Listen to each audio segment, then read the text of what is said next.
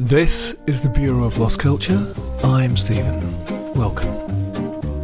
One lost culture we haven't addressed here before is that of the atomic age and that lost vision of a nuclear utopia of limitless free energy and potential. With great power comes great responsibility. I think that was Spider-Man's Uncle Pete. And where there is state power, there has always been countercultural dissent. The existence of nuclear weapons and the risk of atomic power fueled a furious, passionate protest movement from the Elder Master marches of the 60s to the Greenham Common Women's Peace Camp in the 80s. These were moments when the counterculture and many ordinary citizens confronted the state over the ultimate existential threat. Well, apparently it's not such a lost culture. We're on the brink of a new nuclear age. The energy crisis, the push towards net zero, and the gargantuan power requirements of AI demand it, we are told. And here in Britain, the old nuclear age isn't just an historical footnote, it's etched into the very landscape. My guest today is writer and walker Tom Bolton. His extraordinary new book, Atomic Albion: Journeys Around Britain's Nuclear Power Station, maps the physical geography of Britain's atomic ambitions, but it also digs into their psychic, mythic and cultural impact. Tom went on an amazing epic journey around the UK to explore the extraordinary, secret, imposing locations in our nuclear landscape, from the vast concrete cathedrals of power stations on remote coasts to the sites that cast a long physical and cultural shadow over Albion, past, present and future. And we're going to talk about deep time and the strange idea of a nuclear priesthood. Let's do it. Very nice to have writer, psychogeographic explorer, wanderer, Tom Bolton back. Welcome back to the Bureau of Lost Culture. Lovely Tom. to be here, thank you. Last time we met in this very room, we were talking about the countercultural life and times of Camden Town, right? That's right, yes. Seems like a while ago. It was a while ago. You've written a couple of books since then. Yes. And just to give a bit of background, how do you describe yourself? I'm a writer about place and culture, really, I suppose. So I like walking as part of my methodology. And I started off writing about lost London rivers, so tracing the routes that they take under the streetscape around us that we think we know. It's an entire hidden city under our feet. But you discover that through walking, through feeling the topography, the ups and the downs, finding the valleys, and physically experiencing the places. And that sort of expanded to the coastline. And I've written a book about the Essex coast called Low Country, which is walking the entire length of the Essex coast. And then from that, it's turned into, I think, hidden aspects of places elsewhere around the UK, and on the edges in particular. And if you go to the edges, you find nuclear power stations wherever you look.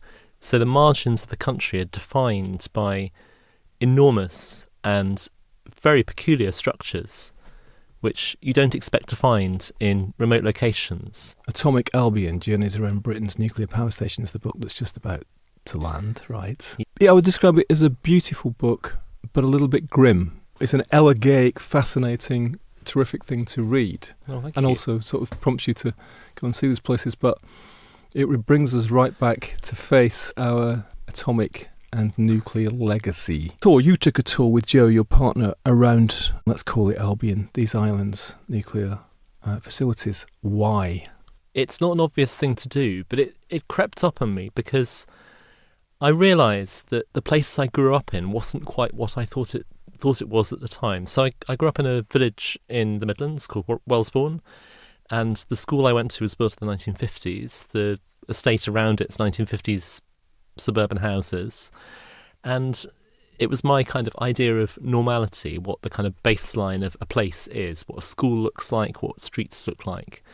And it was only a long time after I left home that I realised that all these buildings were in fact built for the nuclear bomber crews who were flying the British nuclear deterrent based at RAF Gaydon, which is a little way up the road from Wellesbourne. So in the 1950s, Britain developed its own nuclear bomb called Blue Danube, and this kind of poetic and fanciful terminology applied to nuclear weapons is and power stations and reactors is a very persistent trait. And Blue Danube was flown by the Vulcan bomber crews based at Gaydon. And they needed houses. So Wellesbourne was expanded to accommodate them. Schools built for the new families. There were houses for officers. And then over the other side of the village, houses for the servicemen, for the ranks. You could almost say for the nuclear family, right? Well, no, that's it. It really was. So, and then afterwards, when I realised this, I began to understand that the whole area was shaped by nuclear technology, by nuclear weapons, and by nuclear power. And it was so pervasive that somehow we took it all, I think, entirely for granted. And even now there's a Vulcan bomber parked on the runway at Wellesbourne Airport, and it's a sort of heritage item. And people are very keen to see it preserved, and there aren't many of them left, and it looks very dramatic. And it's parked as though it's ready to take off to fly east towards Russia. And I don't think people really understand what the implications of that sort of technology were. And then you look elsewhere around the UK and you find that there are many of these installations. There are many airfields that were used for these sorts of purposes. There are many places where nuclear technology was developed over a long period of time from the Second World War until recently. And then there are places where the presence of nuclear technology, of reactors, of power stations, and military installations still defines them, and pretty much always will, because you can't really get rid of the traces of this technology. It's funny you mention that about airfields because, I spend half my time in Findhorn, and Findhorn's famous, of course, for its hippie community, but in fact, right next to the hippie community is an airfield, and that's where nuclear bombers were planned to set off from, I guess, heading east, but who knows? We were always quite relieved about that because we thought it's going to have a big red cross on it. If nuclear weapons are going to come our way, it's one of the first places that's going to be taken out, which seemed like a relief. I was aware of that as a child, which looking back is pretty weird. We were explicitly aware that both Gaydon and the ammunition dump down the road at Kyneton, which is still operational, still, I think, although it's not officially acknowledged, hosts nuclear warheads, would be first on a Russian target list. Which is a bizarre concept to have of the world around you. Especially when you feel relieved to hear that. Yeah, no, I didn't think it was really a problem. After having sort of watched terrifying TV shows like Threads, in the 90s or whatever it was, and realising what even a small nuclear strike on the UK would do to us. Well, in actual fact, it was all fantasy, really, because the power of the H-bomb meant that nothing would be left. Nothing would be left, yeah. Now, we're going to dig into the half-life, which you've referred to, of these places. There's some rather sobering facts in this book. Atomic Albion, and even in the title, Tom, there are two things going on, I thought. There is a futuristic thing. The notion of the atomic age is still rather futuristic in a sense. Yes, it is. And of course, we're even now talking about maybe new nuclear power stations. And then you've got Albion, which of course, is a sort of mythical vision of this country to do with the past, really. But there is something of the past and the future about these places because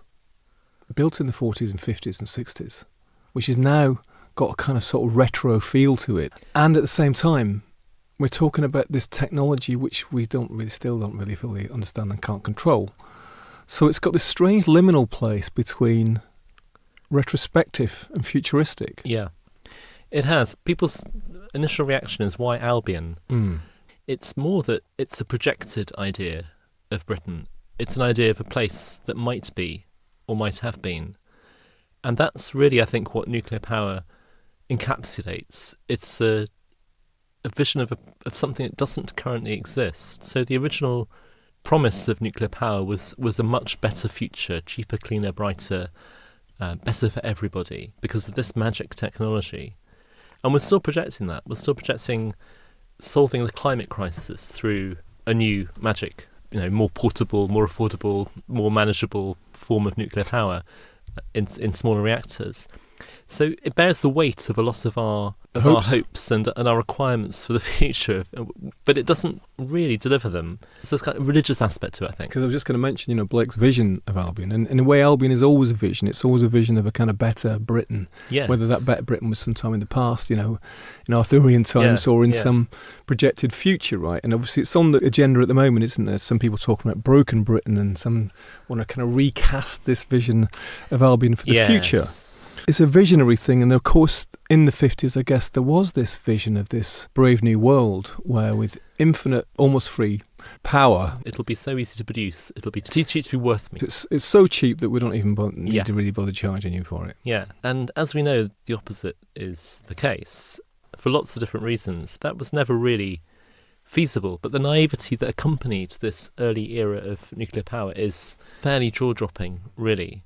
So in a quite patriarchal era where decisions are made at high level and there wasn't much scope for questioning them, power stations were built that were not what they seemed. The early power stations weren't power stations at all. They were covers for the production of plutonium and tritium for the A-bomb and for the H-bomb. So they were actually really producing nuclear weapons? They were, yes. They weren't intending to produce power at all. They were secret military installations.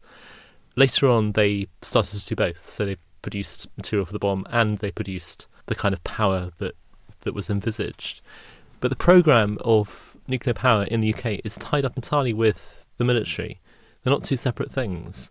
And this was actually acknowledged by the government last year in a moment of strange clarity when they put out a press release saying that they needed Sizewell C, which is the next projected nuclear power station, in order to be able to continue running the nuclear weapons programme, because you need a pool of skills, you need trained people working in the industry. The background to this, for me, which I didn't know about, was that how entwined the nuclear power and the nuclear weapons industries were and are. And then what you refer to as the sort of back office, which is that most of us know maybe one or two power stations we've kind of heard about. There's a lot more than we thought, than most of us know. But also, apart from that, there's all these other smaller nuclear bits and pieces scattered around Albion. Yeah. Largely to do with weaponry, right? And assembling our nuclear defence, or whatever you want to call it, right? Yes, and for making the fuel for nuclear power stations. So the manufacturing base for running these facilities is very significant in itself. It's interesting, I think there are very few people who could name all 16 nuclear power stations. I couldn't before I started doing this work. I've not met anyone else who can outside the industry. And there are 16 of them, which I think makes people think, oh, really? 16? How can there possibly be quite as many as that? But they're in places where you don't see them. But they're in themselves visible structures. They're things that once you're in the place where they are, you can't miss that they're something significant. They're very large, they're very unfamiliar forms. And then these other facilities are much more anonymous. The fuel manufacturing that takes place at Capenhurst in Cheshire, for example, or the research at Harwell in Oxfordshire.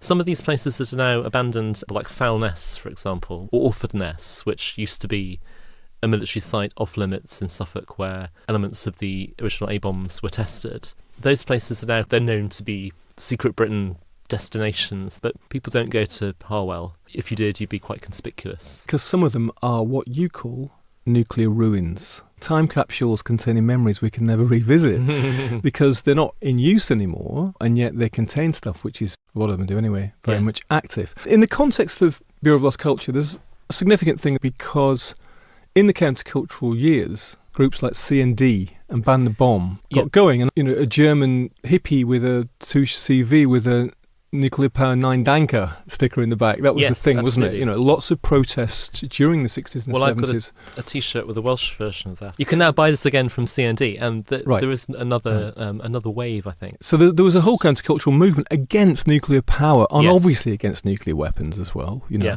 But Tom, you grew up in this place that was a sort of, without realising it, was a proper nuclear part of the world. You and Joe, during COVID, decide that you're going to go and visit all 16. That's quite an endeavour. We saw the opportunity because it was the summer of 21 when you couldn't really leave the country. It was very difficult, very uncertain. But what you could do, which you couldn't do the year before, is travel around the UK. And it struck me that if I was going to go to all the places in the UK that are hardest to reach in general and you don't get around to because they're too far away, then this is the moment to do it. The first trip we made was to Winfrith in Dorset, which I'd never heard of before I started to do my research. And it's such a peculiar place. It's one of the only inland power stations. There are two. It's not very far from the coast, but it's inland, and there's a pipe that leads to the sea near Lulworth Cove. Yeah, which is the beautiful part of the coast, and I've been to festivals there. I never realised that there was a nuclear pipe underneath it. It's an experimental site. Lots of different test reactors were built there. Many of them are still there. But it's in the middle of of the Dorset Heathlands, which are Thomas Hardy's Egdon Heath. It's an incredibly culturally significant spot. And as you walk around, you realise this is somewhere very special. Why has it got a nuclear power station on it?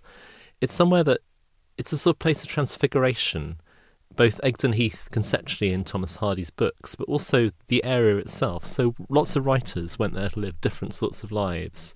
And also there's the kind of idea of an ideal Britain, which is very much based in Dorset, involving people like Rolf Gardner and other sort of pseudo-neo-Nazis from the 20s and 30s. Yeah, you mentioned Pitt Rivers. I didn't realise he was a neo-Nazi until I read your book.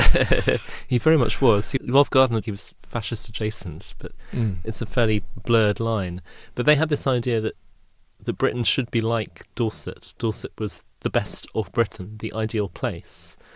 And this is where a future Britain should grow from. And it's about this kind of rural idyll. It's an Albion. It's an Albion version. So the fact you've got a power station there seemed almost religious in its choice of location, almost kind of ritualistic. And I started to realise that other locations around the UK where these power stations are equally significant in different ways. They're places that have really particular character, and they're very remote, most of them. And remoteness is something that hasn't genuinely been valued until recently in the UK. So put them far away, put them on land where no one lives, there won't be a problem. In fact, we found that the opposite's true. So places where power stations are located, like Dungeness, for example, the shingle spit there, incredibly ecologically important. It's got a third of the UK's native plant species on it. Dounreay in the flow country, the peat of the flow country, contains, it turns out, twice as much embodied carbon as all of the UK's woodlands. But at the time, in the 50s, 60s, we didn't understand any of that. So put them in the edges, and the edges turn out to be the centre in many ways. You bring out some of the characteristics, in fact some of the mythology of the landscape adjacent or on these sites. You just talked about Dorset. And in front of anybody overseas who's not familiar with the geography of the UK, Dorset is a county, a state, as you'd say in the US, in the south of England, sort of halfway across. It's very pretty. Southwest is more rural, it's more kind of idyllic. And you can see why people would see it as the kind of quintessential England in some way, of postcards of little lanes of thatched cottages. But also a big military presence. Right. The two sit together. Yeah. And in fact, T. Lawrence of Arabia, kind of classic English failed hero, who had this brilliant career in the Middle East and then found himself betrayed and abandoned, came back to the UK, was no longer wanted, died in a motorbike crash just up the road from Winforth, and the adjacent military camp that belongs with the power station. Well, like Salisbury Plain, I guess, where Stonehenge is, is another big military place, isn't it, in the south? Well, you've got space, you find the military, and you find big installations, you find things that people don't want you to look at too closely, don't want too many people to visit or be aware of. And that really is nuclear power. These are places that are very significant in terms of their architectural presence. They look like cathedrals. The scale of power stations is very hard to judge because they're in places where there are few other buildings, so you've got nothing to base them against. You've got no scale. But when you look harder at them and think, how big really is this building? There's almost nothing of that size that we build. They're bigger than almost anything else that we have. I've been inside Torness nuclear power station, for example, and the turbine halls in there are just jaw-droppingly huge. And you can't really see from the outside because the building's very well scaled. It's got its own special paint colour called Dunbar Grey to fit in with the grey Scottish skies that sit behind it on the Firth of Forth. And it doesn't look as big from the outside as it does from the inside. And when you get inside, you realise just the scale of the technology we're working with and what these things really are. And they're the kind of scale of building that normally would be the centre of something. They would be the focus of a place. They'd be what everybody comes to. They'd all gather in one of these places, a cathedral, something similar, a big civic building. But they're the opposite. They repel people. You can't go into them. And if you can, actually, even on visits, you're not allowed to write about or report what you see. You have to sign a non-disclosure agreement. So they're entirely secret, yet vast. And that's a very contradictory and strange set of characteristics. Yeah, I guess the only thing I can compare them to something like Tate Modern in London, where you've got a vast power station and with a big turbine hall, but you're saying they're even bigger than that, right? The turbine hall at Tate Modern on the bankside is one of the biggest interiors that people will experience, but the inside of a nuclear power station is much, much bigger. If you're a fan of brutalist architecture, get this book and also go on the tour, because these are, built largely in the sort of golden age. That's the right word for it, of brutalism, aren't they? And magnificently so. Some of them grim, I think, as well, and sort of slightly terrifying, and sort of eerie. There's something definitely eerie, deeply strange about them. But also very, very skilled buildings. So it's very contradictory. These are enormous, solid, very expensive structures, and they will all be pulled down and ground to dust and buried. So they're the least listable architecture that you could find. They cannot be preserved. They're built to be destroyed. And the solidity of them is an illusion. They only really last operationally for about 40 years, most of these power stations. Then they close down. Then they're in mothballs for 100 years. The fuel's removed, the reactor core cools, it's hot for 100 years.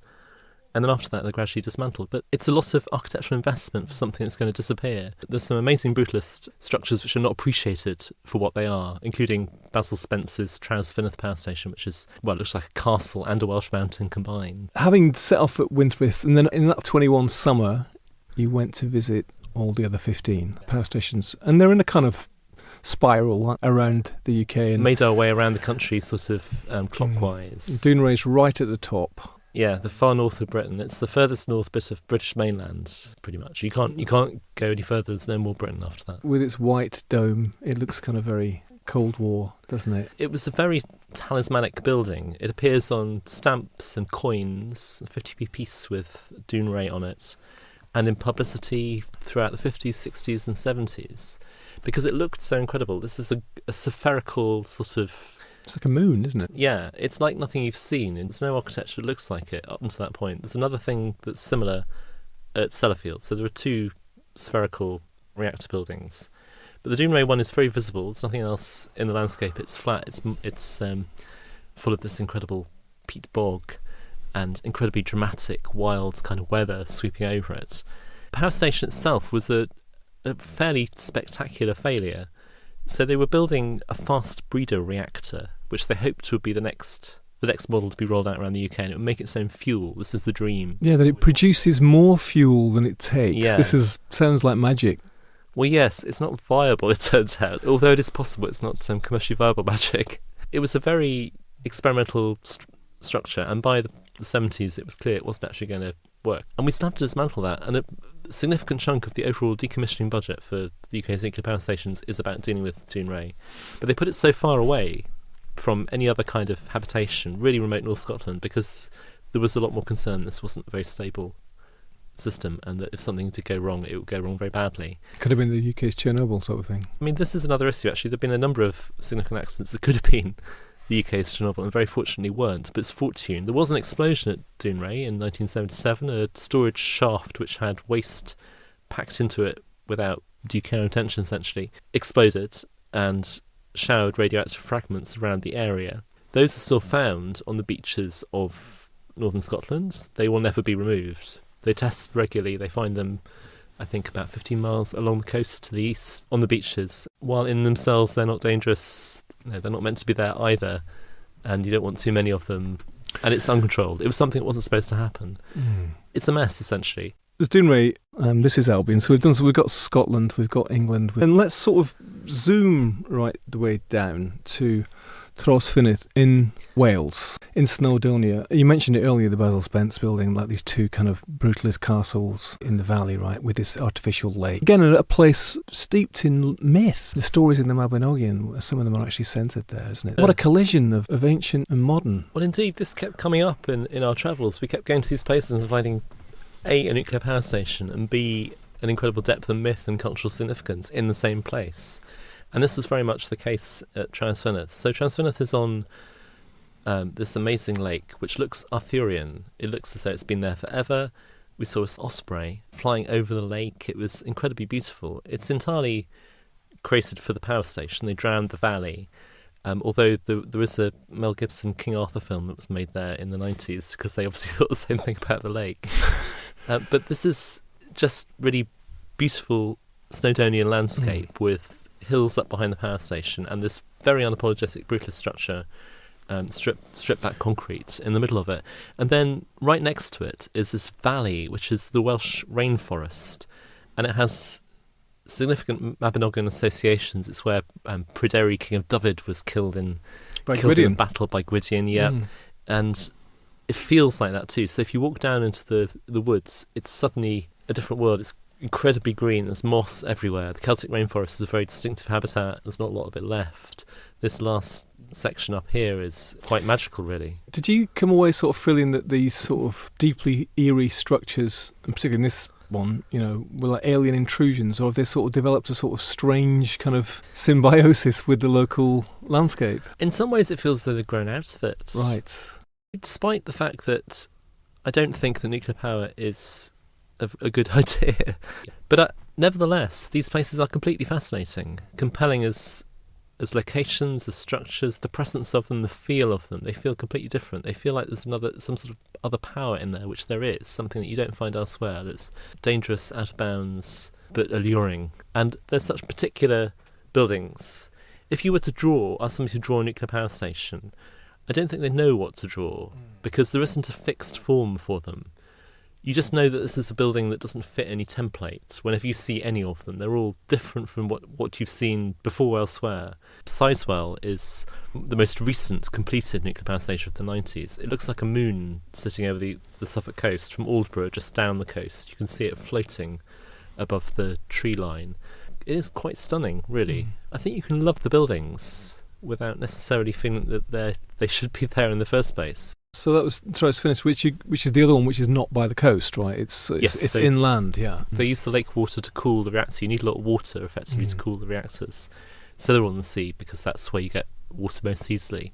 You mentioned the fact that you grew up in a place which is a kind of nuclear part of the world, but what impact did it have on the local culture and economy when places like Troyes Finis, were built? Because this is a very rural part of these islands. Yeah. Agricultural work probably before then, and quite poor, probably, Definitely, in that part of Wales, right? So presumably when they decided to put a nuclear power station there, it completely transformed the local economy, for a while at least. So in Troyes Finis, in Wilver, which is the north of Anglesey, in Dounreay, in particular those places, because they're the most really remote, they brought in huge numbers of people who hadn't lived there before. So the size of Thurso, the nearest town to Dounreay, increased by 2/3 because of the power station. People came in to live there. They were attracted by the idea of a life that was, outside the city. Well paid jobs, yes, indeed. They were known as the Atomics in Thurso, because they were a whole new selection of people living there. Places were transformed by the presence of these things, and then as they wind down, you're left with enormous problems. So how do you recreate those sorts of jobs? These are places that were suffering anyway from various types of economic change. The presence of nuclear power becomes a big political issue, and you get local politicians campaigning vociferously to build new reactors, to bring more power to the sites where it's being wound down, because they need the jobs and they need the economic boost that won't come any other way. Maybe when they were being built, you'd have people protesting that they were being built, and now they've been taken away. You've got people protesting that they've been taken away because they become dependent upon it in some way, and you got used to that kind of level of, good jobs, well paid, etc. Bit of both, I think, in a lot of places. So most recently it's quite interesting in Hinckley, where they're building a power station that's relatively close to completion. There's not been a lot of local protest, and there are a lot of good jobs there.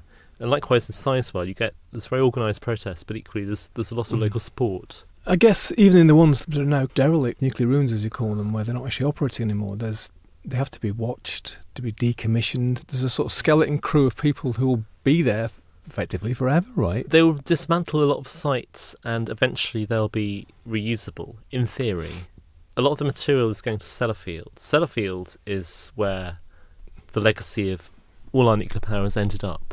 So it's all being managed, the fuel, the waste at Sellafield, which is a huge and unsolved problem in itself. Let's talk about Sellafield, because it's right at the heart of Britain's nuclear legacy, isn't it? The sort of nuclear city in a way, isn't it? Up there on the northwest coast, and it's been the site of the 1957 disaster. Tell us about Sellafield. Well, it's on the edge of the Lake District, but the bit that people don't go to, the Cumbrian coast. So away from the tourist areas, you have this coastline that's relatively deprived, and also not hugely accessible. And Sellafield is a power station originally. It was called Windscale when it first opened. It was a plutonium production facility. And later on it grew. There are now more than 200 buildings on the Sellafield site which have a nuclear legacy attached to them, enough to make it look like a city. It's ironic because power stations are built at a certain distance from towns with a population over 20,000 to minimise the risk to people.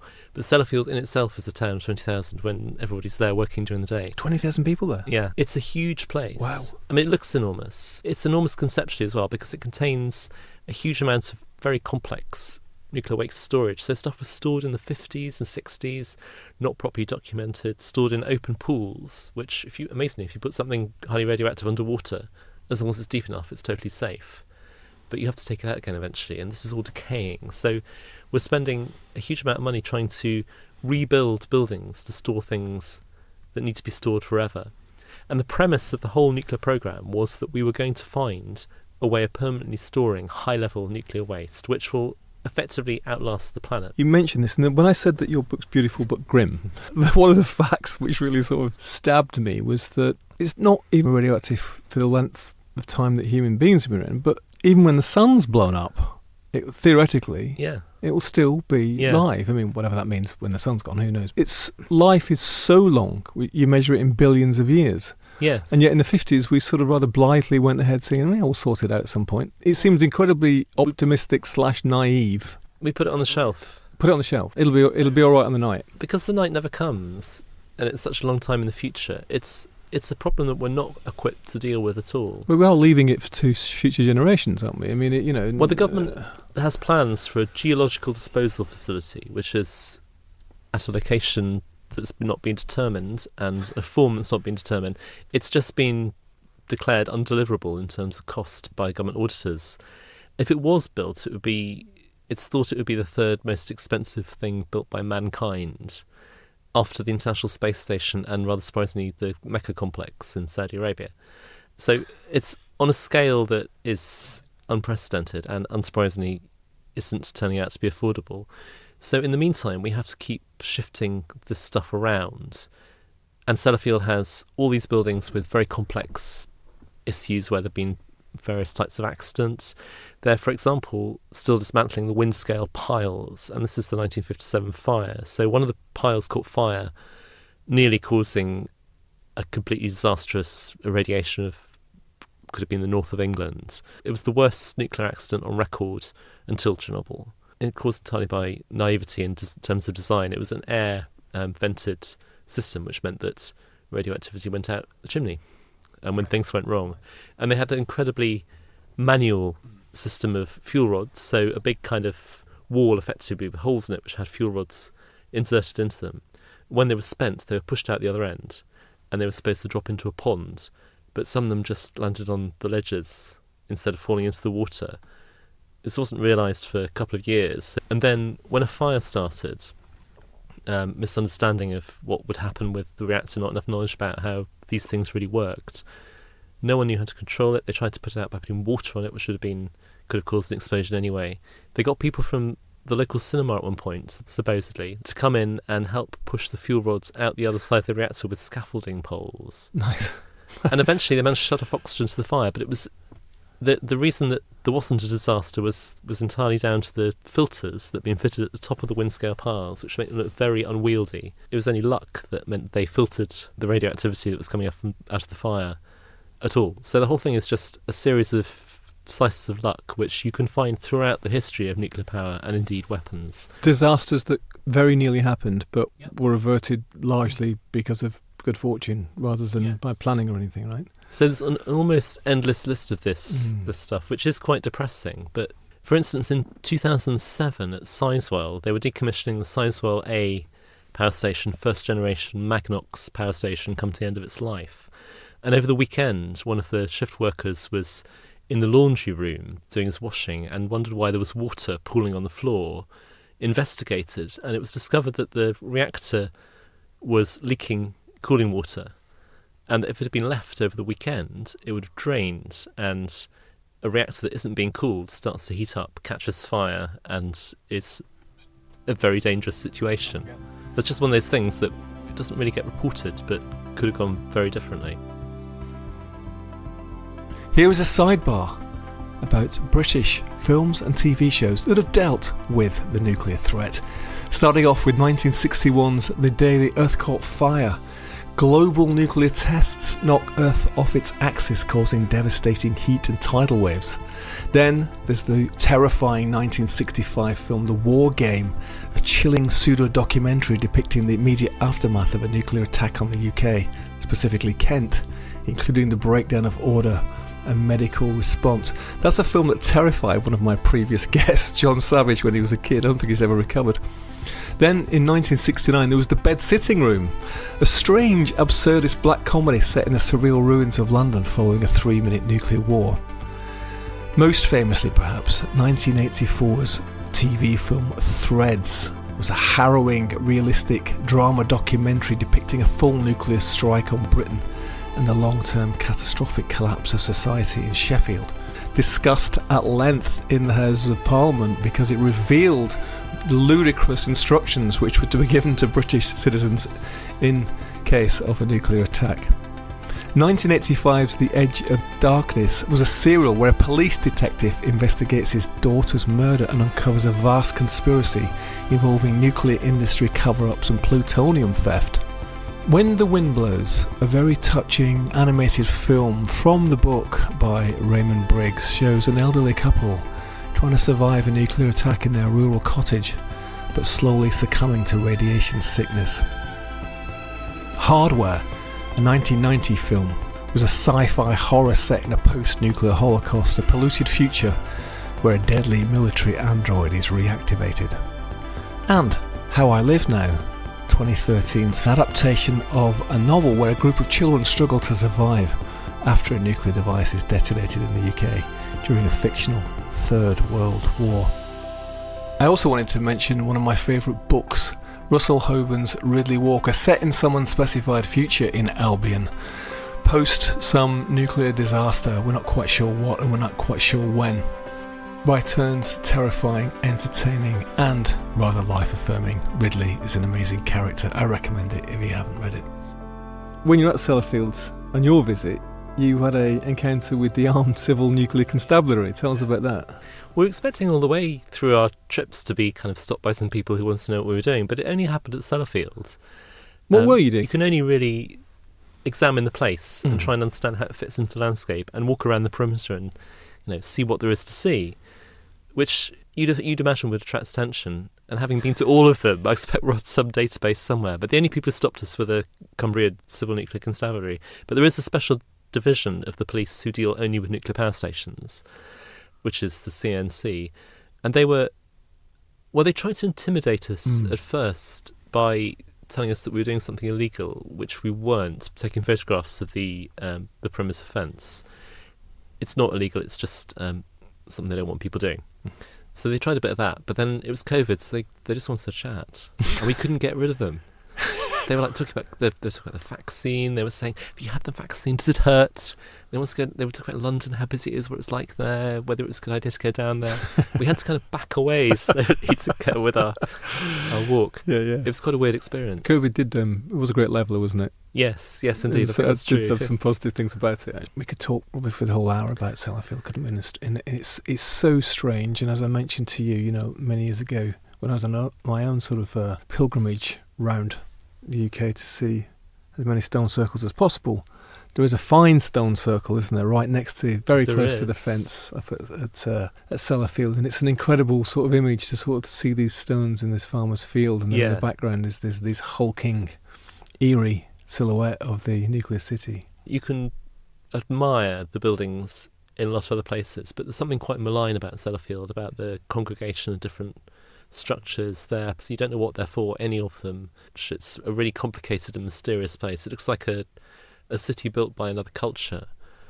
It looks like somewhere where we don't belong, and the stone circle really kind of sets that off. You look at the two things, you think this is the progress from extremely early building to what we've ended up with, and it's not a positive trajectory. Definitely not.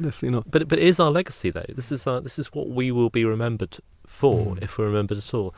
And there is this whole problem about deep time and how you indicate that something dangerous is present.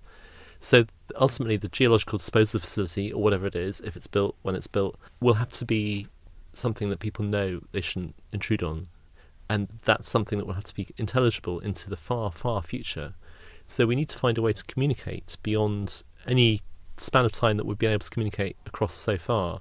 You're saying that this project to make it all safe, all the spent fuel and the waste, which is completely unaffordable, and they don't even know how to do it, but say they came up with the idea that we're going to bury it a mile down or something, whatever it might be, in some sort of deep shaft. Because it's going to be active for so long, you're saying that then it has to have a big sign saying danger, do not open this lid, to future generations.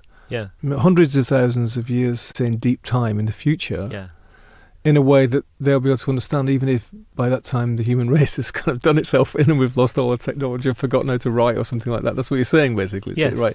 Have they budgeted for that? Well, it's a philosophical problem at the moment. It's almost the most difficult problem that humanity has in conceptual terms. We don't know how to communicate across that length of time at all. So think about, Silbury Hill, which is, I think, about 5,000 years old. Prehistoric mound. In Wiltshire, yes. So a very distinctive conical hill. We know it's important. It indicates something significant. We've got no idea what. So in order to find out, we dug big holes in it to find out what's inside. It's the instinct that people have. And by the way, there wasn't anything inside. No, there wasn't. No. So we still don't know what it's for. So it's a communication device that, although it's very simple, it says, here is a important thing. We don't understand it. And that's 5,000 years. And we're looking way beyond that into, as far future as far as we can see. And people have talked about this a great deal. But the official investigations committees in the States that have looked into this have come up with some of the wildest public policy ideas that in existence. So it includes the concept of a nuclear priesthood, a US committee suggestion as to how you might possibly deal with this. I mean, you could send satellites into space that would beam back messages. That's one idea. You could put signs up that people couldn't misinterpret. Big spiky things, maybe something that looks sinister. Huge skull and crossbones. Skull and crossbones has been suggested, but actually that's only had its current meaning since the 18th century, apparently. You might see it and think, that means there's a graveyard there. Let's dig it up. Right? Yeah, exactly. Right. And the radiation symbol looks a bit like an angel. It's very recent. It's only a kind of modern culture thing. And the idea of a nuclear priesthood is that the only way to pass these messages from generation to generation is to have a culture that passes the message from one generation to the next. So you form a cult of priests, and then there are novitiates and initiates, who then the knowledge is passed on to them, and their only task is to preserve that knowledge. The knowledge. And if there is ever going to be some sort of nuclear war or something, we'll make sure we've got to hide these priests in somewhere safe as well, so that when they come out, they can let everybody know what we did. No, exactly that, which is the fact that we have to go into that sort of territory on an official policy-making level tells you that what we're dealing with is beyond our capability.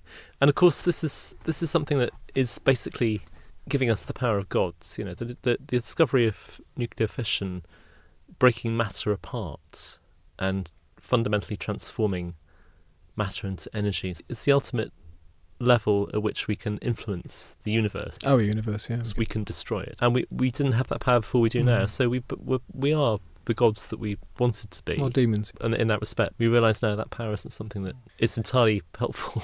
We could talk about Dungeness because it is extremely striking and the landscape around it is striking. Was that your favourite? I know it's an odd question to ask. The idea of having a favourite nuclear power station is a bit counterintuitive. But yes, I mean, I did like them. I liked Transfernith a lot because it was an incredible setting. Dungeness, though, has something else about it. You can see it from a long way off. It sits right out in a spit on the Kent coast, so it's very visible from various places along the south coast, yet its landscape is like nowhere else in Britain. It's almost like nowhere else in the world, actually. It's the second largest shingle spit on the planet, and the largest is apparently Cape Canaveral in Florida. It's a really very unusual habitat. It's the edge of Britain, and where Albion, in this case, somehow disappears liminally. It's also where a lot of boat make landfall from the continent as well, carrying migrants. So it has this sense of being both entirely remote and unconnected, and also being actually the first touching point for Britain. It's also like this artist, fisherman, tourist now, and of course famously Derek Jarman had his house in his garden there, right, the filmmaker. Well, Derek Jarman's house is a kind of counterweight to the power station. So he thought the power station was extremely malign, and he was trying to weave white magic with his gardening and his poetry and filmmaking, actually, to try and balance the influence of the power station over the spit. It's a very conspicuous thing because it's incredibly flat there, and there are various structures in different eras, lighthouses in particular, and then these two power stations. It's a mad place to build a power station. We would never do that now because of the unique habitat of the spit and the fact that it's got enormous ecological significance. But Dungeon SB is also known as being a complete commercial disaster, so it's been described as the worst managed public project in British history. It took years to deliver. It was way over budget, and it was just far too expensive to be replicable. It effectively sunk the nuclear programme for a generation. That and the protests that then came with Sizewell. So the tide of nuclear goes very much up and down. You have, and it's coming again now. The new vision is these kind of mini nuclear power stations, Yeah. right? A sort of a necklace of them, right? On the same locations, some of them, but presumably on some new locations too. Yes. And the idea is just that, the past was the past, we made some mistakes, but now we've got it sorted. These are like dinky versions of the old school ones, right? Well, they call them small modular reactors. They're a masterpiece of PR. So the nuclear industry has an enormous stake in continuing nuclear power production, and the government has a significant military stake, as we've said. But the nuclear industry has also managed to rebrand itself very expertly as carbon neutral. What it means is it doesn't burn fossil fuel, but it does burn extracted fuel. It burns uranium that needs to be mined. It does require some of the largest building projects with the biggest carbon footprint on the planet. So extremely debatable as to whether this is a good way forward for energy. So some of that has been addressed by this idea of an SMR. Lots of companies, tech companies in particular, are investing in these because AI requires levels of power that are simply not available without some kind of step change in the way that we generate power. So AI and cloud computing are driving the demand for many, many more nuclear power stations. And suddenly the idea that these are a problem, we shouldn't be creating more of them, is being bypassed. At the same time, the SMR technology is totally experimental. There are two of them at the moment. One's in Russia and the other's in China, and they're both one-offs being built to show that they can work. But they need to be affordable, and all the claims the industry's made for them need to be demonstrated. And the nuclear industry has a very poor record of showing that it can deliver things to time on budget and can make things work that they promised can work. But we're tied into another round of basically putting huge amounts of money into these technologies that may or may not prove to be what we've been told they were. The promise was very cheap power, right? It did produce a lot of power. But if you added up the cost of building the nuclear power stations, the 16 that you mentioned, plus all the other stuff, the shadow stuff that's behind it, just setting aside the military stuff for a minute, and then you add in the cost of maintaining them, and then you add in the cost of now decommissioning them, separate from the cost of what we're going to have to spend to get rid of the waste. But if you add all that up, right, does it balance the books? Did it produce more than it cost? It's impossible to say because they definitely delivered power during their lifespans. We'd have had to have built a lot more coal and later gas power stations instead. So that was the technology that was available at the time. I think the problem is that we took a wrong turn into nuclear, really. And it's left us with enormous costs and legacies. That's what it's I mean, becoming in a sense. increasingly unaffordable. Yeah. So we need more of them now, and they're not affordable to build anymore. Lots of different reasons, but things became very difficult to build to budget. This kind of technology wasn't refined properly then, but in the 50s and 60s. But if the amount of money that's been was spent on them then and has been spent on them since had been invested in renewables, say in tide power, in hydroelectrics, even in wind, even in solar, wouldn't we be in a much better position? Yeah, I think we would. It's an alternative future, so it's one we're never going to get, unfortunately. But the rise of renewable power has been very quick and pretty remarkable over the last couple of decades. So coal-fired power stations are no longer there; they don't exist, and renewables have stepped in an enormous way. People always talk about the base load, so it's all very well having wind and sun-dependent power, but you need something that's consistent and available underneath all that. And that's what they want nuclear to provide. But you could have found another base load source, and tide power is the thing, really. I think if there'd been an enormous investment in tide power post-war, then we wouldn't be where we are in lots of different ways, including in climate change terms. I think that was probably a disastrous choice not to go down a route like that. And there's a lot of vested interests in fossil fuels, which is still driving the anti-renewables lobby, particularly in global north.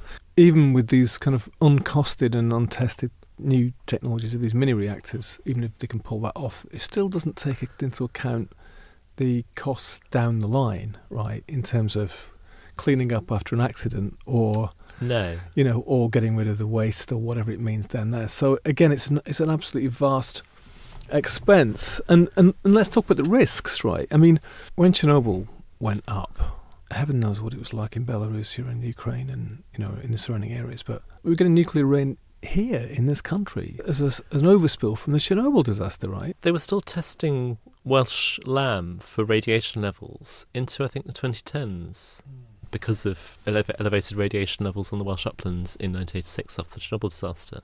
The risks of nuclear are simply too big to take. Every nuclear power station is also a bomb. And that sounds theoretical, but the Zaporizhzhia power station, which is in Russian hands in occupied Ukraine, went offline 2 weeks ago. It's lost power from the main grid, and they're now bringing the main grid connections back up. It's been on emergency power for 2 weeks.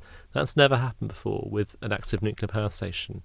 They've also apparently lost the grid power to Chernobyl, which is somewhere that needs some pretty active management still. So as soon as you switch the power off, the timer starts ticking until something goes wrong. So the emergency power will keep a power station running, but emergency power cannot run forever. And in situations where suddenly there isn't any power because of war, because of natural disaster like at Fukushima, it's uncontrollable. So Fukushima was unpredicted.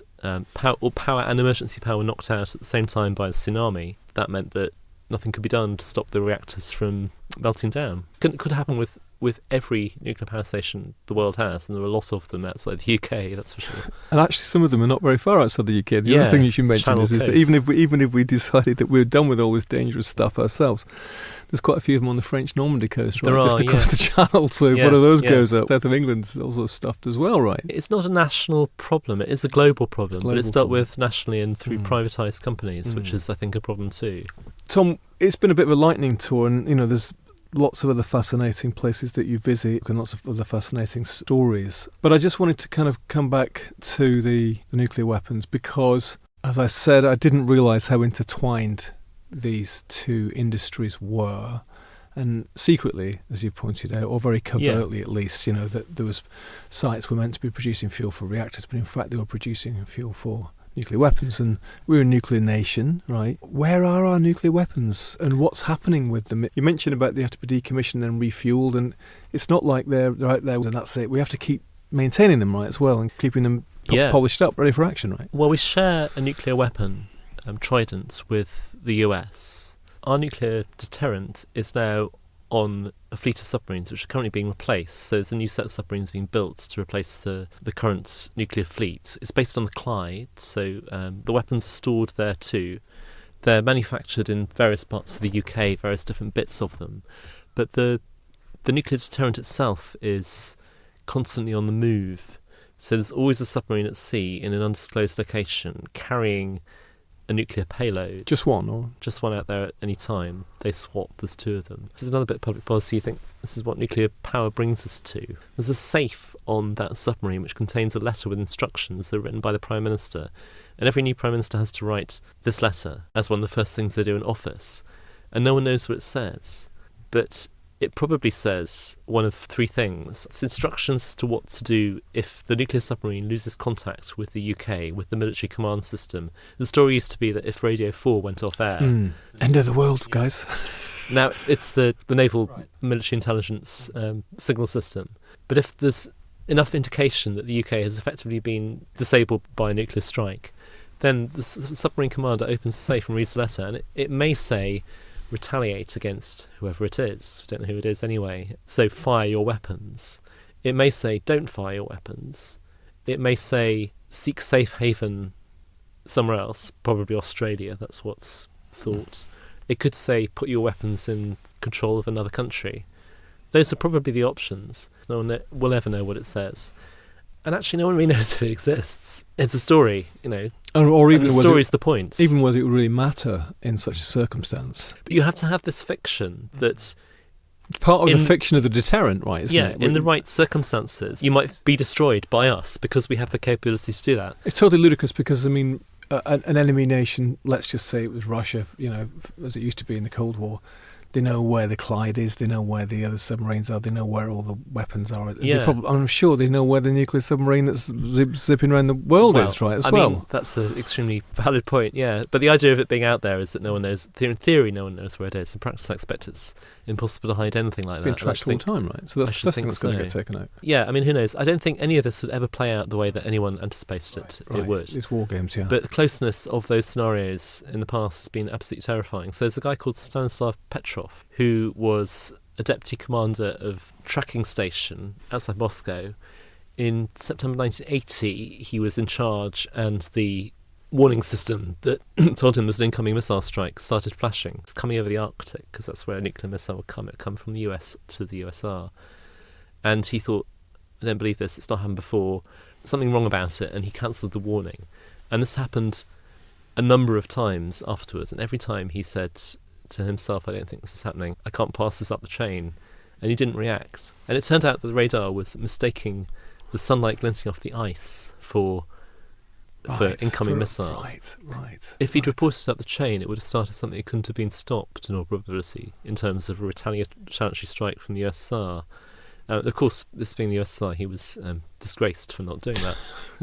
for not retaliating. For effectively saving the world. Oh my God. There's lots of stories like this, unfortunately, but the decisions of individuals, human mistakes, and whether people can recover from them in time is all that separates us from annihilation. You don't even need a nuclear weapon.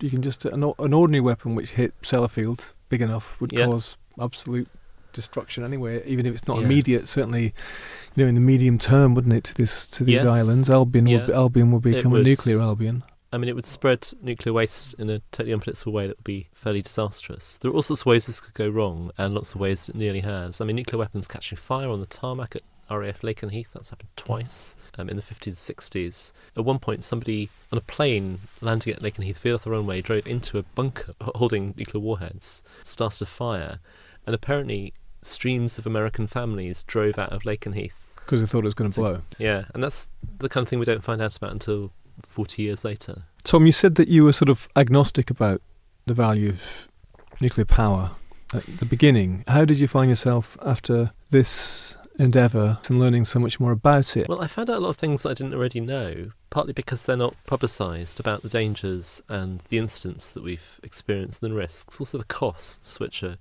quite mind-boggling. And I became increasingly convinced this wasn't something we should be pursuing. I mean, it's irreversible. We've got to a point where we can't undo a lot of the things that we've done. We have this waste, we'll have to deal with it. We've got a lot of plutonium in the UK. They did a series of tests in the 90s of children's teeth across the UK, Scotland all the way to the south, and every single sample that they took contained plutonium. And the only source of plutonium in the UK is Sellafield. So we're already atomic. It tells you how pervasive this stuff is and how dangerous. It's not safe to a level that it's irresponsible to be doing anything with it. It's not safe, and it costs an infinite amount of money. We can't afford it either way. The private sector is driving a lot of the push for new nuclear power, and it seems to be winning the argument, and I don't think it's in our interests.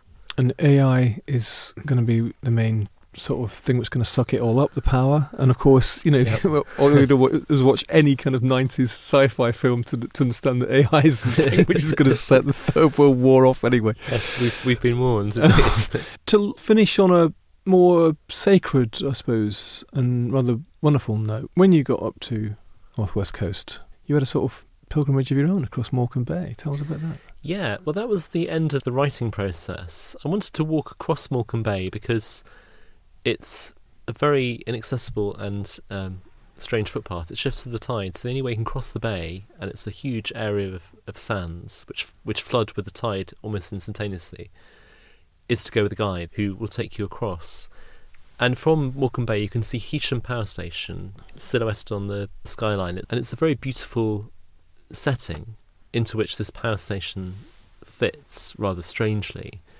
But when you cross the bay, you're out in the middle of what seems like a desert because it's sand stretching all directions. And I thought it was only going to be a few people. When I got there were 200 people at least. And you kind of marched out across the sands with this crowd who were almost like on a pilgrimage, took their shoes off, and we waded through a river, almost like a revivalist event, being led with people carrying branches which they picked to put in the sand to mark the path.